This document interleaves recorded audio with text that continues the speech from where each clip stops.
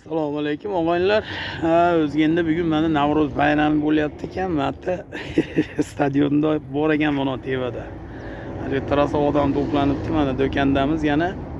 Ma bo'lgan ishni qaranglar, mana akamiz kelibdi. Avvalo to'ta baland tushmayapti. Rasxod katta bo'lyapti.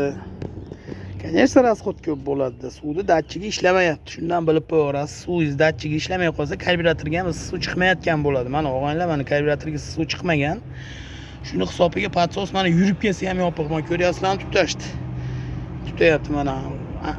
Suv qaynoq suv, baribir patsos mana to'liq yopiq turibdi. Bu degani rasxod o'ta katta. Havoda o'rniga ham havo to'sib turibdi-da, mana patsos mana bu yopiq turibdi.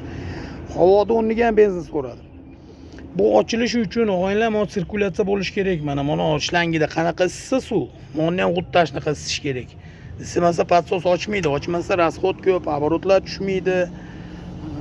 Mashina normal ishlamaydi. Hozir svichalarigacha urib bo'lgan bu akamiz hozir. Nimani hisobiga? Havo yopiqligiga mashina bagat ishlab, svichalarni qoraytirib ishirib yuboradi. Svicha ishgandan keyin tok chachishni boshlaydi. Hozir svicha almashadi, karbyurator to'liq qilinadi, hozir isparitiller tozalanadi. Isparitilni yechib tozalaymiz, xudo xolasa. Isparitil degani bu kollektor. Karbyurator taydagi kollektor isparitil deyiladi. Xo'p, ashni yechib tozalaymiz, xudo xolasa qandda ishlaydi mana shu mashina og'aynilar. Mana shunaqa problemalar ham bo'lib turibdi.